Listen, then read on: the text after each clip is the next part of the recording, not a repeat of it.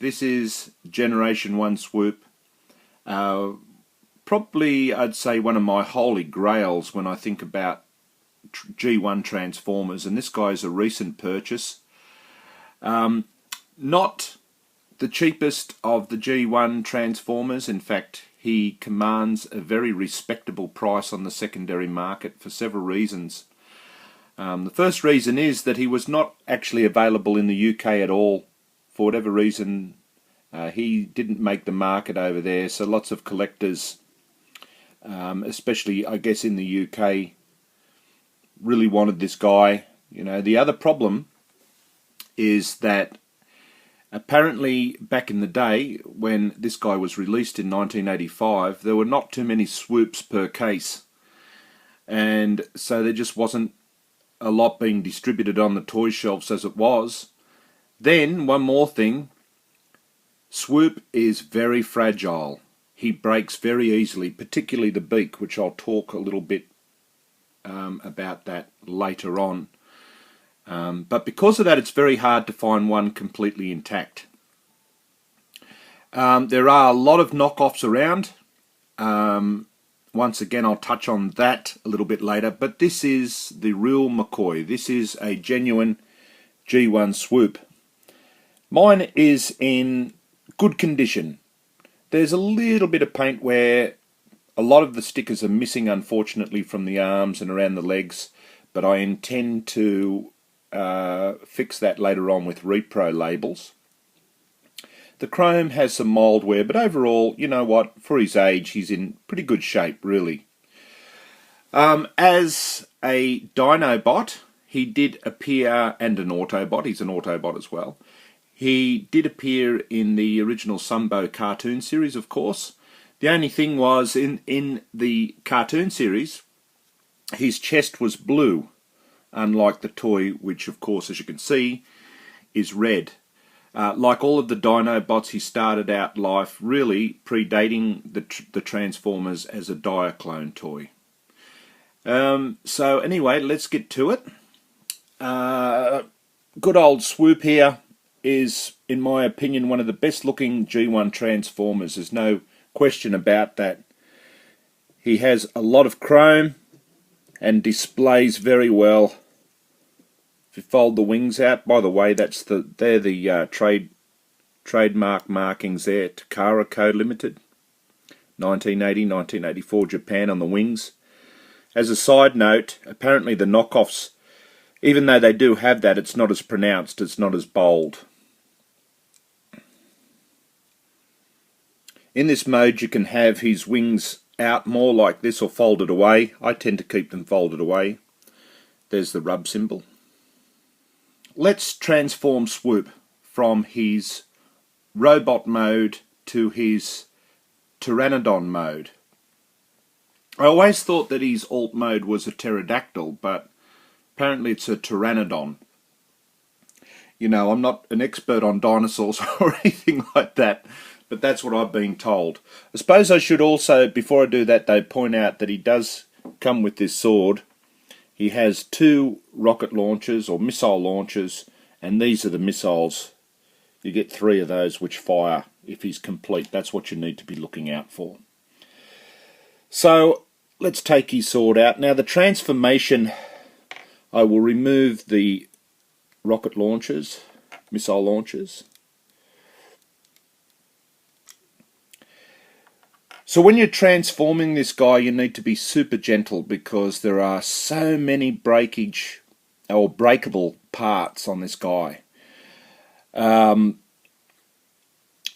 what you want to watch out for, one of the things is just here on this hinge, the beaks break so easily on them. And think about it, you know, they gave these things to kids back in the day, you know, and so as you could imagine, a lot of these didn't last too long in the hands of an aggressive kid. The hinges have been known to break here.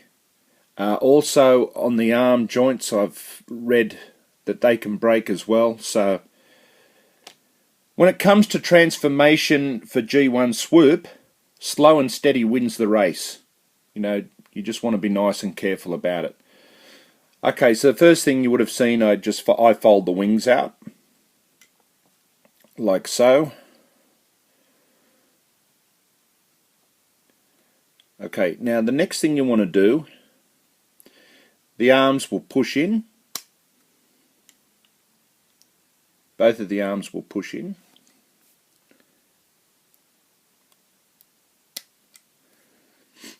Okay, now what you want to do here, grab the beak and push it up, gentle as anything. Okay. Now at this point I'd like to point out that there is a little landing gear just here which you can use when you want him in his pteranodon mode, but me personally, I don't use that. I just keep it tucked away. These chest pieces are going to slide in, being as gentle as I possibly can. It's like I'm performing some sort of a delicate operation, isn't it? No, he's just pretty fragile, that's all. And then the arms will push in. They don't push all the way in. That's it. Just like that. Okay, now the next thing you want to do, the legs will pull out. Okay, now the legs are moved out completely just there. The next thing you want to do, these feet get folded away, they move back, and then these legs go up, all the way up, over, like so. At this point I should tell you that the feet can be rolled down if you want to, and you have little wheels just there. They're not movable, they're actually just moulded in as part of the plastic. But I actually tend to just keep them away. I keep them away like so. And there he is in his pteranodon mode. The beak will open up, but you've got to be so gentle with it. You'll notice by the way that the beak was rounded off at the end. Of course, unlike the Diaclone toy, that was the one modification that they did make. The reason for that was obviously for safety reasons. Now you can have him either down like so or up, standing on his feet, which if I do put him in this mode, I tend to display him standing up.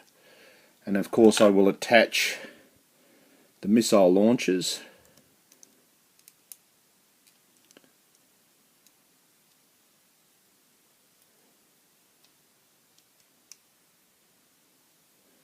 Okay. So that there is Swoop in his pteranodon mode. As I said, the thing that makes him look so good, I think, or part of the reason, is the large amount of chrome on his wings.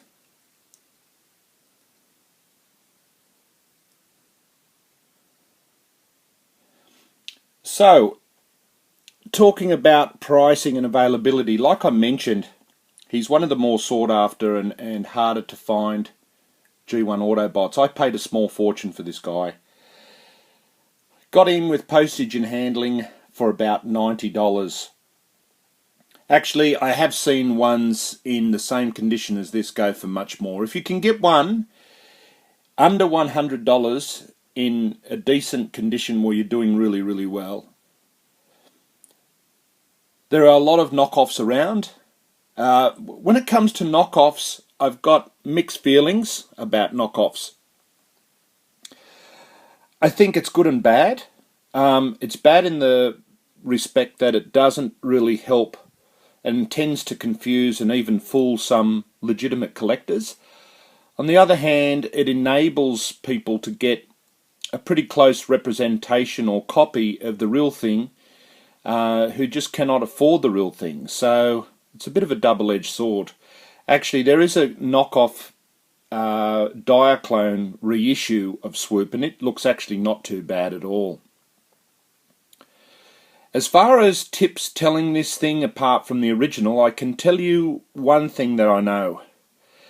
The old saying, if it looks too good to be true, it usually is. If you see a boxed G1 Swoop, mint in the box, for $50, well, you know something's not right, because if you could find one of these mint in the box, you are looking at a small fortune. He is really such an iconic dinobot, and he is my favourite of the dinobots. He takes pride of place in my collection. So there you go, that's G1 Swoop. Thank you very much for watching, and I'll see you all around YouTube. Bye.